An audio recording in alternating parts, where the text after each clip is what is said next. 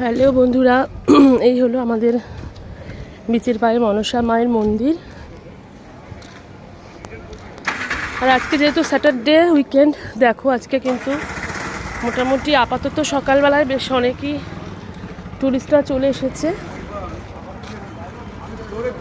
আর আমি অ্যাকচুয়ালি ফোনটা বাড়িতে রেখে গেছিলাম, তোমাদের লাস্ট ব্লগটাই বললাম যে ফোন নিয়ে যাব না, কিন্তু ওখানে গিয়ে ভিউটা এত সুন্দর লাগছিল,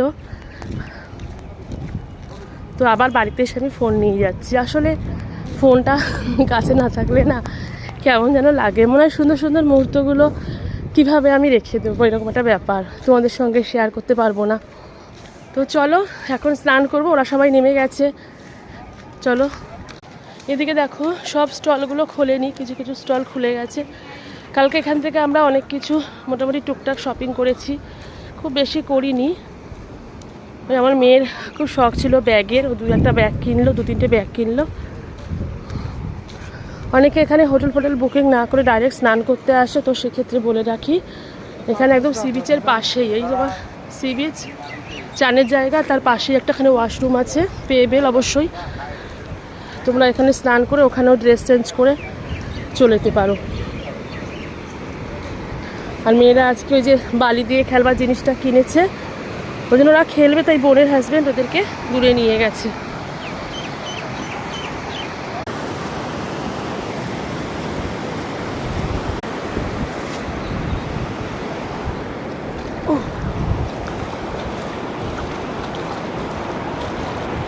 আর একটা জিনিস যখন দেখছিলাম বাড়ি যাচ্ছিলাম ফোনটা নেওয়ার জন্য, এখানে অনেকগুলো গরু বসেছিল। আমি আবার ভাবছিলাম যে গরুগুলো কোথা থেকে আসলো, আর ওরা কোথা থেকে যাবে, কারণ সবাই সবটা নিজেকে রক্ষা করতে জানে।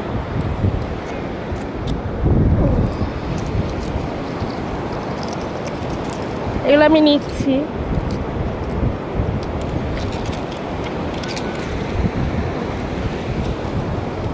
ফার্স্ট যেবার এসেছিলাম সমুদ্রে, খুব ছোটোবেলায় প্রচুর কুড়িয়েছিলাম, তখন আমার ঠাকুমা বেঁচে ছিল।